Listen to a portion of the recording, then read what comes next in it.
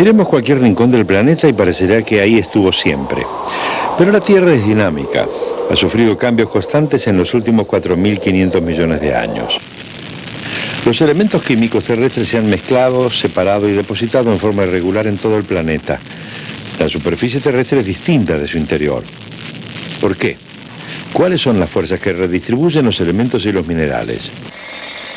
Pueden encontrarse minerales raros y valiosos solo en unas pocas áreas dispersas.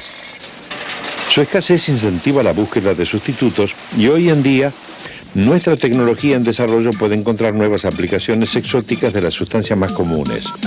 Tanto nuestro pasado como nuestro futuro tienen raíces en la química de la Tierra.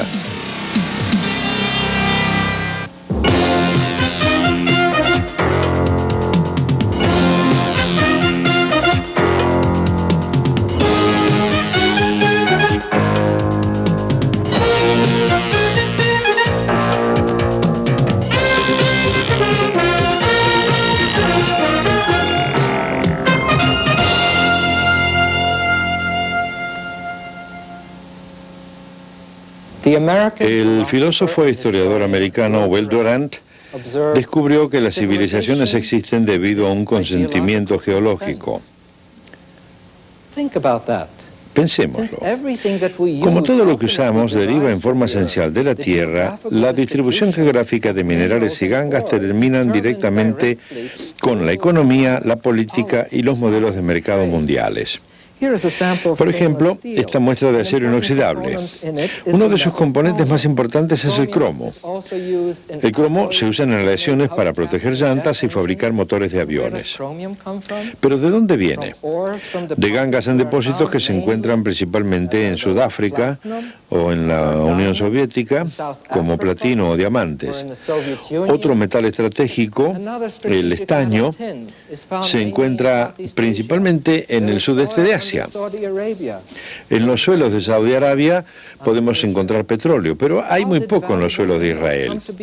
¿Por qué los minerales valiosos se encuentran en unos lugares y en otros no? Porque hay mucho sobre lo cual todavía no sabemos. No sabemos por qué una parte del planeta y no otra fue elegida para ser rica en cromo. Pero sabemos mucho sobre cómo la naturaleza concentra los minerales, cómo lo hace en el lecho del océano o en la superficie terrestre.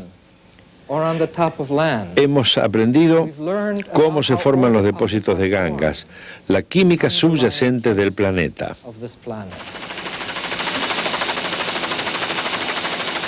Aquí, en la sabana africana, un área del tamaño de Nueva Inglaterra localizada en el sur de África, se producen interesantes procesos. Bajo la superficie yace uno de los depósitos de platino, rodio y cromo más ricos del mundo. Un mineral es una sustancia con una composición química característica. Cuando los minerales están concentrados, tienen un gran valor económico, se denominan gangas. Debido a que algunos lugares son ricos en gangas y minerales, como Sudáfrica y otros no, las fortunas de países enteros, de su pueblo y gobiernos puede levantarse y caer dependiendo de las riquezas halladas en sus tesoros naturales. Desde los tiempos prehistóricos hemos extraído y utilizado una gran variedad de minerales. ¿Cómo hacían nuestros ancestros para extraer de la tierra esos minerales que necesitaban? Una de las primeras técnicas en esta antigua mina de estaño en Cornwall, Inglaterra, fue construir grandes fogatas en las rocas de la base de los acantilados. El intenso calor fracturó las rocas, dejando expuestas las gangas de estaño que luego fue minada. Hoy en día se usa dinamita y nitrato de amonio para separar las vetas de estaño de las rocas. Pero mientras las hacemos estallar, taladramos y examinamos, la Tierra, en cualquier cosa que podamos extraer de ella, está limitada por nuestra tecnología y necesidades del momento y costo. ¿Por qué minerales y elementos están donde están? Para saberlo debemos investigar los comienzos hace miles de millones de años. Los científicos creen que junto con el remolino de polvo de la primera nube, se estaban produciendo reacciones químicas. Allí estaban la mayoría de los elementos y una gran variedad de minerales. Algunos se descomponían, otros se formaban. La gravedad combinaba estos elementos para formar el planeta. Al principio la Tierra era una esfera homogénea. Con el tiempo, debido a la radiactividad de algunos elementos de las profundidades, la temperatura se elevó y el hierro, uno de los elementos más comunes, se fundió y se hundió hacia el centro de la Tierra. Se formaba el núcleo terrestre. Comenzaron a emerger distintos tipos de rocas y minerales de esa esfera homogénea. Los minerales líquidos más livianos quedaron flotando en la superficie, se enfriaron y formaron la corteza primitiva. La Tierra se convertía en un planeta de capas con un denso núcleo de hierro en el centro, justo bajo el manto, que está compuesto por silicatos densos y una corteza de rocas livianas y minerales. Toda la Tierra es rica en hierro y oxígeno, silicio y magnesio y pequeñas cantidades de otros elementos, pero solo podemos obtenerlos en forma conveniente, en general con la abundancia en la corteza, que es diferente a la que existe en toda la Tierra, tal como lo muestra este gráfico. Fíjense, en la corteza, donde se realizan las extracciones, solo tenemos un 6% de hierro. El resto está en el núcleo. Por otra parte, existe un gran número de combinaciones de oxígeno, silicio y aluminio en la corteza. Pero los minerales no están distribuidos uniformemente a lo largo de la Tierra. En unos lugares dispersos se concentran los elementos raros y valiosos. ¿Cómo? Los depósitos de ganga se forman de tres maneras básicas. Una manera es por cristalización del magma, que es roca fundida en grandes cámaras bajo la corteza. El magma asciende y entra en contacto con rocas más frías cercanas a la superficie. El doctor Philip Candela. El magma transmite el calor a las rocas frías que lo rodean y por tanto comienza a cristalizar. Entonces, cuando la roca fundida empieza a cristalizar en la cámara subterránea, no solo cristaliza una única sustancia, sino que a veces cristaliza de 5 a 10 sustancias diferentes. Los científicos creen que el magma se origina dentro del manto mismo. Cuando se dan las condiciones adecuadas, las rocas que se solidifican tienen elementos como el cromo y el platino.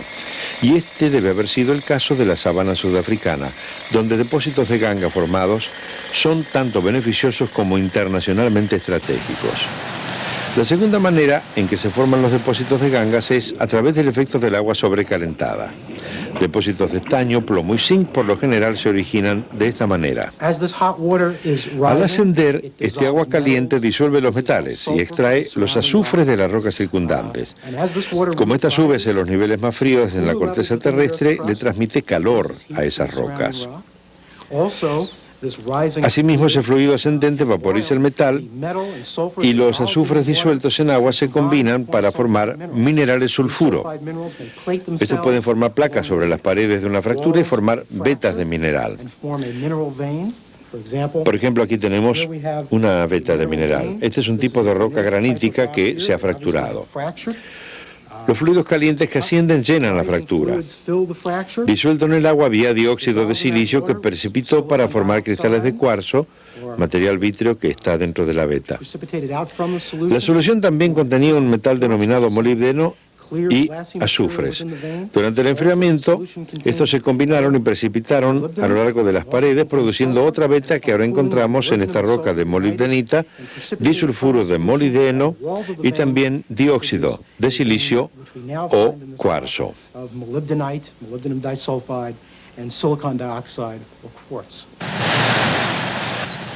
Los científicos piensan que debajo de los géiseres y las termas podría haber una formación activa de depósitos de ganga. Estos respiraderos hidrotérmicos también son comunes en el lecho oceánico. Son como géisers en el fondo del mar.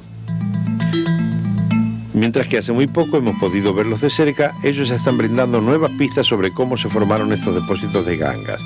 Es un proceso fascinante. En las dorsales oceánicas, en la mitad del Atlántico y en el Pacífico, de norte a sur, se está expulsando lava. Al enfriarse, se contrae y se fractura. El agua del océano penetra en el magma fundido. El agua se calienta y asciende. En ella se disuelven los azufres y los componentes metálicos de rocas adyacentes que luego reaccionan. Cuando la solución caliente, rica en minerales, entra en contacto con las aguas más frías, a una diferencia de 400 grados, los minerales precipitan, a menudo acumulándose en las grietas y fracturas de las rocas. Nos dieron una prueba visual directa de que nuestras ideas sobre la circulación de agua alrededor de las cámaras de magma y la separación natural de los metales es en verdad un proceso válido en la formación de los depósitos hidrotérmicos de gangas. El tercer proceso por el que se forman los depósitos de gangas y minerales es la sedimentación. No es un proceso químico, sino físico. Se pueden transportar trozos de roca y materias minerales a través de una corriente de agua. En las áreas donde ha descendido su velocidad, las partículas de rocas y minerales pueden sedimentar. Como están en la superficie y son relativamente suaves, las rocas sedimentarias se extraen, se cortan y modelan a través de la civilización. De muchas maneras, las rocas han dado forma a nuestra historia. Nuestras ciudades se construyeron con ellas. Construimos caminos, rascacielos y estatuas de piedra. Nuestros ancestros también construyeron con ellas. Querían que sus construcciones perduraran, por eso usaron rocas. Aquí tenemos un par de trozos de roca sedimentaria común. Son de piedra caliza, carbonato de calcio. Esta piedra caliza proviene de Indiana. Esto es mármol italiano. Una vez más, ambas son carbonato de calcio. Bueno, hemos usado este material para construir edificios, monumentos, estatuas. Pero en la vida moderna surge un problema. Ustedes han oído hablar de la lluvia ácida. Bueno, el problema con la lluvia ácida es que el ácido reacciona con el carbonato de calcio, con la piedra caliza, y causa el deterioro de esta sustancia. Vamos a ver una prueba, a ver cómo funciona. Lo que voy a hacer es agregar un poco de ácido clorhídrico a la piedra caliza. Los geólogos utilizan esto como una prueba para la piedra caliza porque, como ya veremos, se produce una reacción. Pongamos un poco de ácido justo sobre la piedra caliza. ¿Qué pasa? ¿Ven las burbujas que salen? Aquí tenemos un trozo de mármol italiano. La reacción que se está produciendo es la del carbonato de calcio con el ácido clorhídrico y se expide dióxido de carbono gaseoso y se produce agua y cloruro, una especie de sal.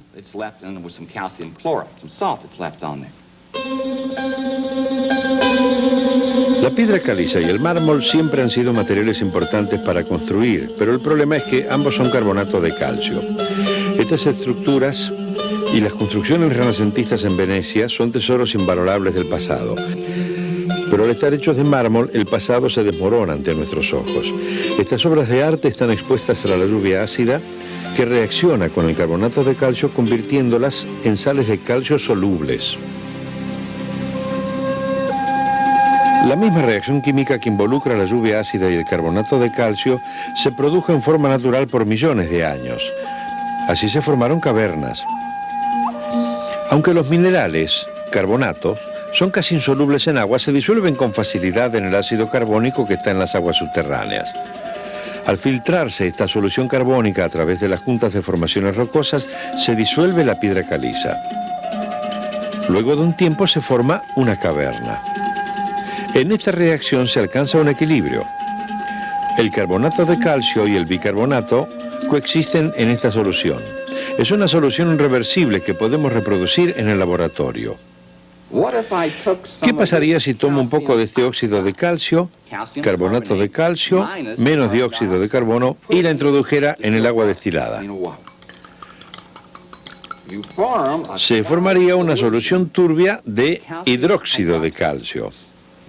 Entonces, ¿qué cosa interesante podríamos hacer con ello? Bueno, aquí se está llevando a cabo otro proceso. ¿Qué sucedería si tomara esta solución y la vertiera a través de este papel de filtro? Tendríamos una solución de hidróxido de calcio o de óxido de calcio si lo vemos de esta manera. Una de las cosas es introducir otra vez aquí ese dióxido de carbono. Vamos a ver si podemos hacerlo. Tomamos esta solución filtrada de dióxido de calcio e inyectamos el dióxido de carbono. Bueno, no voy a tomármela, ¿no? Vamos a inyectarlo aquí. Inhalamos oxígeno y exhalamos dióxido de carbono. Veamos qué sucede.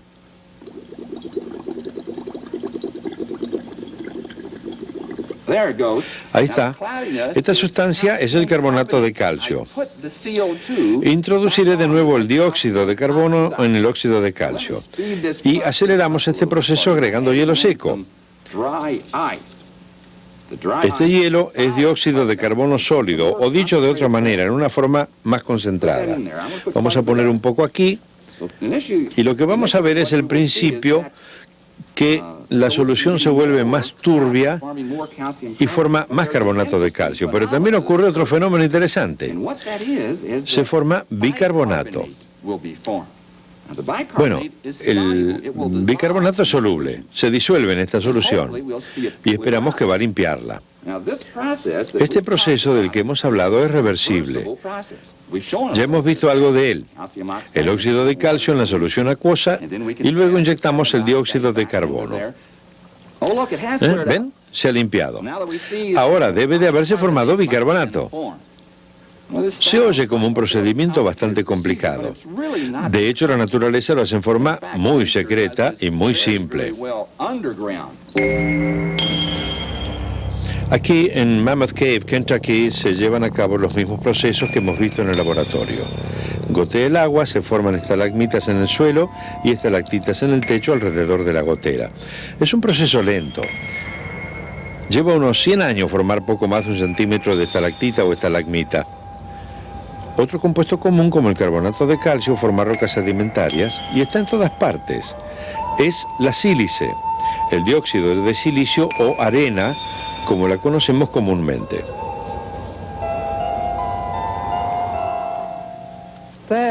Arena. No solo se siente bien bajo los pies en la playa o escapando a través de los dedos. ¿Qué material tan simple con tantos años de uso? ¿Qué es la arena? La arena es cuarzo finamente dividido y el cuarzo es un compuesto de silicio y oxígeno unidos en una forma muy fuerte. Recién en este siglo aprendimos a separar esa unión en forma eficiente y económica y a elaborar cantidades de silicio puro. Esto cambió nuestras vidas. La revolución del silicio tiene solo 40 años. ¿No es irónico que la nueva era de la información se base en la simple arena?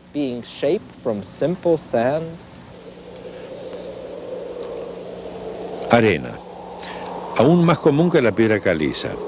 Tiene 2 de los elementos más abundantes de la Tierra, silicio y oxígeno. El silicio puro no existe en el estado elemental y hace muy poco que hemos podido extraer el silicio del dióxido de silicio.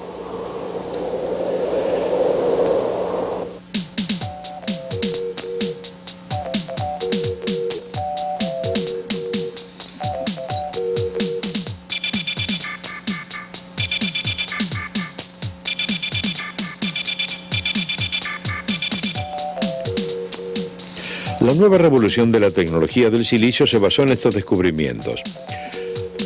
Si el silicio y el oxígeno son los 2 elementos más abundantes, ¿cómo se combinan para formar una variedad de sustancias y cuál es su estructura? Una mirada a la estructura básica de un silicato revela un átomo de silicio y 4 de oxígeno unidos por una unión covalente, formando un tetraedro con el silicio en el centro. Esta es la unidad básica de los minerales silicato. 2 tetraedros pueden ligarse compartiendo un átomo de oxígeno. Cuando 2 átomos de silicio comparten 2 átomos de oxígeno, se forma una cadena. Esta es la unidad de los silicatos fibrosos, como los asbestos. Pueden ligarse 2 cadenas con cada átomo de silicio que comparte átomos de oxígeno. Las cadenas pueden ligarse entre sí a través de uniones silicio-oxígeno-silicio. Se forman hojas, como en la estructura de la mica. Estas hojas pueden acoplarse una encima de otra. Cada uno de los tetraedros comparte todos sus átomos de oxígeno con otro, formando una estructura tridimensional como el cuarzo. La longitud de las uniones entre el silicio y los átomos de oxígeno son iguales. En esta escala atómica es una estructura simétrica de longitud indefinida. Es difícil fundir silicatos. Las uniones covalentes silicio-oxígeno son muy fuertes. Para extraer silicio puro del cuarzo debe mezclarse con carbono y calentarse hasta alcanzar una temperatura bastante alta. Pero el silicio que se obtiene no tiene aún la pureza suficiente para su aplicación en la tecnología actual de chips y acumuladores de energía solar. AT&T, Laboratorios Bell Short Hills, New Jersey. Aquí un científico llamado William Fan desarrolló la técnica de la purificación del silicio denominada refinado de zona. Cuando ingresé en 1945 había un grupo notable de gente brillante. El Dr. Phil Winslow es un químico orgánico. Debemos sellar el tubo con un monómero antes que explote. Aunque no estaba involucrado en forma directa en el proyecto del semiconductor, aún recuerda el día en que William Fan entró a su oficina. Un día vino a visitarme y me habló de su nueva idea. Quería purificar silicio y germanio colocándolos en un recipiente, frotando una zona caliente de este una y otra vez. Entonces, se funde el material en el recipiente por zonas y se frotan estas zonas a lo largo y luego se repite el proceso o esperando llevar las impurezas hacia esta zona caliente.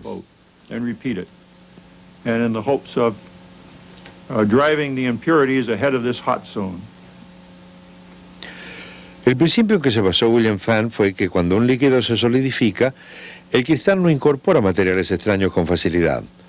Como consecuencia, las impurezas se concentran en una zona líquida. Y el objetivo es que al solidificarse otra vez el silicio, las impurezas que quedan en esta zona fundida se separan del material que se solidifica. Cada vez más y más impurezas se desplazan hacia uno de los extremos del recipiente. Los científicos de Bell sabían que las propiedades eléctricas del silicio dependían de su pureza. Podían obtener silicio puro y luego doparlo, es decir, agregarle cantidades de otras impurezas para controlar su conductividad. Como resultado del trabajo sobre la purificación del silicio de Fan, fue posible diseñar y construir transistores que reemplazaron el tubo de vacío. Esto sucedió hace más de 40 años. Las técnicas han cambiado. Ahora los cristales de silicio se estiran, se cortan y se dopan con pequeñas cantidades de impurezas. Así, los cambios en la tecnología y la demanda cambian, y cambian a su vez nuestras necesidades de diferentes productos y minerales. Resumiendo, vivimos en un planeta dinámico y aún se está produciendo la subdivisión de materiales. Los elementos y minerales que se encuentran en el núcleo terrestre son distintos a los que están en la superficie. Aún se están formando y depositando en áreas dispersas los diferentes compuestos químicos y minerales. Los tres procesos que se llevan a cabo son: acción magmática, en la que minerales cristalizan en cámaras subterráneas de roca fundida. Acción hidrotérmica, en la cual, por medio de agua sobrecalentada, se depositan compuestos químicos. Y acción sedimentaria, en la que, a través de procesos físicos no químicos, ríos y arroyos transportan minerales y los depositan en otras áreas. Una de las rocas sedimentarias más comunes es la piedra caliza, carbonato de calcio. Se ha usado a través de la historia de la civilización como un material para construcción. Pero las lluvias ácidas reaccionan con el carbonato de calcio, convirtiendo las antiguas obras de arte en sales de calcio. Esta reacción es responsable de la formación de cavernas. Otra sustancia común, la arena, tiene hoy una aplicación más exótica que la de la construcción. Obteniendo primero silicio a partir del dióxido de silicio y luego purificándolo, se hizo posible la revolución informática. Esta cantera es un símbolo de nuestra dependencia de la tierra. Extraemos sus riquezas, algunas se nos dan en forma simple como la arena, y otras deben extraerse de su interior como el hierro. Algunas que liberan nuestro ingenio, como el silicio. Tenemos mucho éxito en lo que hacemos. Por eso no dudo que bajo nuestros pies otra revolución está esperando ser liberada por nuestras manos y nuestra mente. Pero hay más. Y esta cantera también lo simboliza. La Tierra, los océanos, la atmósfera, nosotros mismos somos parte de una gran empresa, un planeta vivo, uno que no es estático, que ha cambiado. ¿Recuerdan aquellos maravillosos ciclos del dióxido de carbono y el agua que hemos visto en un programa anterior? Han ido evolucionando con el tiempo. Pero luego entramos en escena, maestros de la transformación de tecnologías, y modificamos esos ciclos, no solo uno, sino muchos de ellos. Y nos entrometimos con un fuerte impacto químico, introduciendo una perturbación que es el equivalente de tiempo geológico a un abrir y cerrar de ojos, algo así como 100 años. Las perturbaciones que nuestra civilización, nuestra cultura introdujeron en la Tierra pueden exceder los mecanismos de reparación que este maravilloso organismo, sistema químico, ha desarrollado para sí. Este excelente refugio, nuestro hogar en cuerpo y espíritu, merece lo mejor.